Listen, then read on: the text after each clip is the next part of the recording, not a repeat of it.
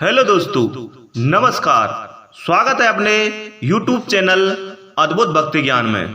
श्रोताओं, आज हम आपको दमयंती कौन थी इसका दूसरा भाग बताने जा रहे हैं। श्रोताओं, इससे पहले आपने हमारे इस अद्भुत भक्ति ज्ञान चैनल को सब्सक्राइब नहीं किया है तो कृपया सब्सक्राइब कर दें। तो चलते हैं सीधे अपने वीडियोज पर। बंधुओं, स्वयंवर की घड़ी आई। राजा भिषक ने सभी को बुलवाया। शुभ मुहूर्त में स्वयंवर रखा। सब राजा अपने अपने निवास स्थान से आकर स्वयंवर में यथा स्थान बैठ गए। तभी दमयंती वहां आई। सभी राजाओं का परिचय दिया। दमयंती एक एक को देखकर आगे बढ़ने लगी। आगे एक ही स्थान पर नल के समान ही वेशभूषा वाले 5 राजकुमार खड़े दिखाई दिए। यह देखकर दमयंती को संदेह हो गया। वह जिसकी ओर देखती उन्हें सिर्फ राजा नल ही दिखाई देते। इसलिए विचार करने लगी कि मैं देवताओं को कैसे पहचानूं और ये राजा हैं, ये कैसे जानूं। उसे बड़ा दुख हुआ। अंत में दमयंती ने यही निश्चय किया कि देवताओं की शरण में जाना ही उचित है। सज्जनों, हाथ जोड़कर प्रणाम पूर्वक स्तुति करने लगी। देवताओं, हंसों के मुंह से नल का वर्णन सुनकर मैंने उन्हें पति रूपण से वरण कर लिया है। सज्जनों, नल की आराधना के लिए ही यह व्रत शुरू कर लिया था। आप लोग अपना रूप प्रकट कर दें जिससे मैं राजा नल को पहचान लूं। देवताओं ने दमयंती की बात सुनकर उसके दृढ़ निश्चय को देखकर उन्होंने उसे ऐसी शक्ति दी जिससे वह देवता और मनुष्य में अंतर कर सके। दमयंती ने देखा कि शरीर पर पसीना नहीं है, पलकें गिरती नहीं है, माला कुमलाई नहीं है, शरीर स्थिर है, शरीर पर धूल व पसीना भी नहीं है। दमयंती ने इन लक्षणों को देखकर ही दमयंती ने राजा नल को पहचान लिया। सज्जनों, जिस समय दमयंती ने के स्वयंवर से लौटकर इंद्र व अन्य लोकपाल अपने अपने लोगों को जा रहे थे, उस समय उनकी मार्ग में ही कलयुग और द्वापर से भेंट हो गई। इंद्र ने पूछा, कलयुग कहाँ जा रहे हो? कलयुग ने कहा, मैं दमयंती के स्वयंवर में उससे विवाह करने के लिए जा रहा हूँ।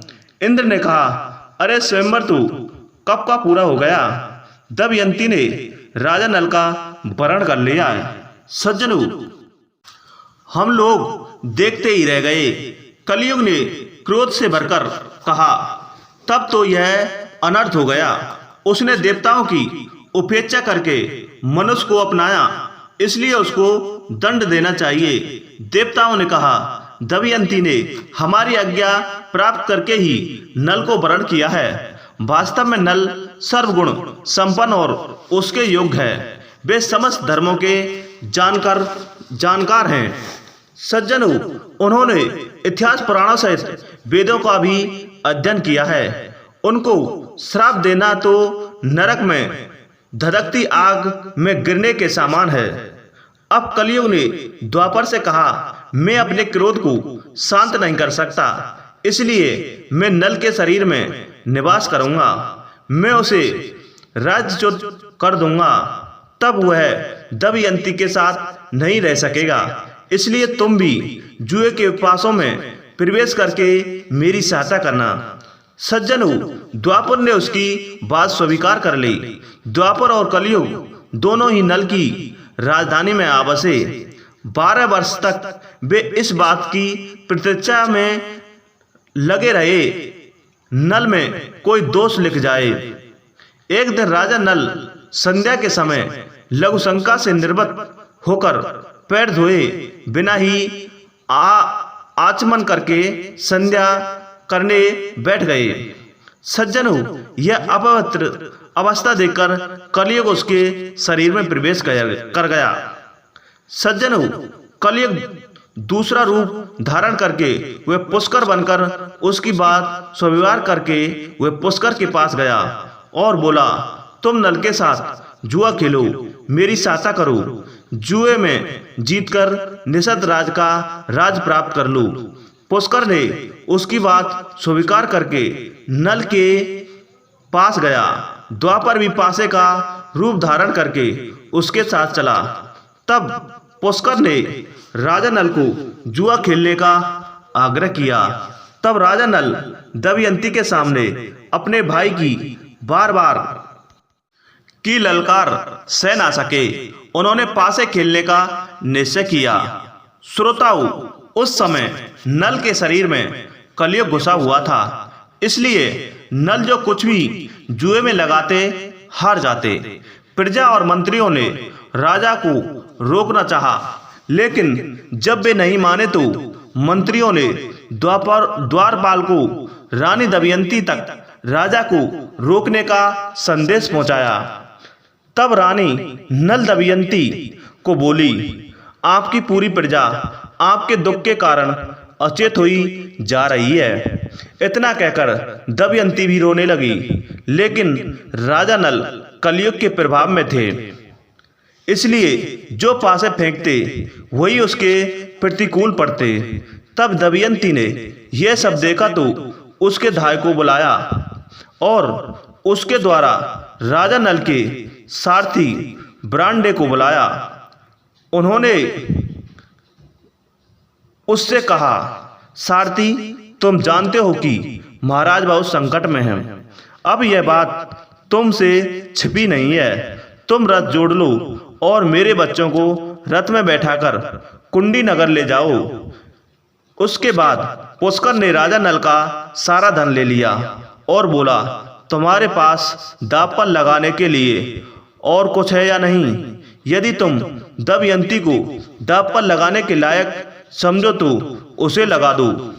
सज्जनों, एक दिन राजा नल ने देखा कि बहुत से पक्षी उसके पास बैठे हैं।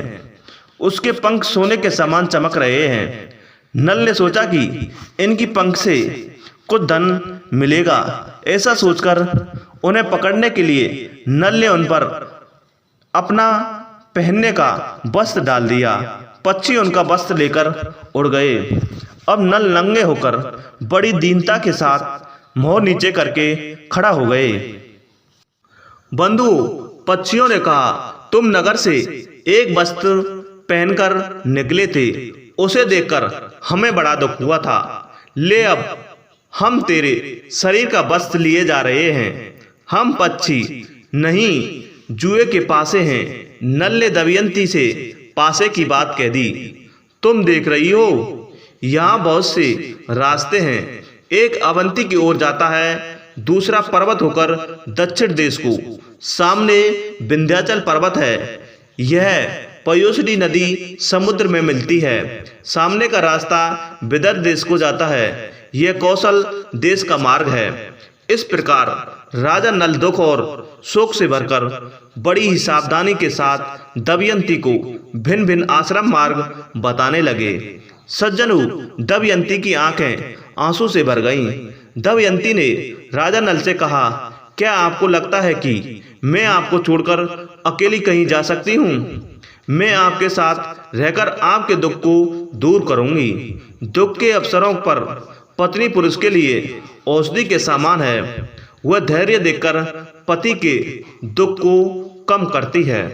सज्जनों, उस समय नल के शरीर पर वस्त्र नहीं था। धरती पर बिछाने के लिए एक चटाई भी नहीं थी। शरीर पर धूल से लथपथ हो रहा था। भूख प्यास से परेशान राजा नल जमीन पर ही सो गए। सज्जनों, दमयंती भी उसके साथ ये सारे दुख झेल रही थी। राजा नल भी जमीन पर ही सो गए। दमयंती के सो जाने पर राजा नल की नींद टूटी।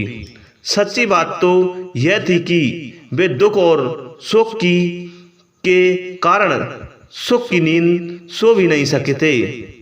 वे सोचने लगे कि दमयंती मुझसे बड़ा प्रेम करती है। प्रेम के कारण ही उसे इतना दुख झेलना पड़ेगा। यदि मैं इसे छोड़कर चला जाऊं तो संभव है कि इसे सुख भी मिल जाए। अंत में राजा नल ने यही निश्चय किया कि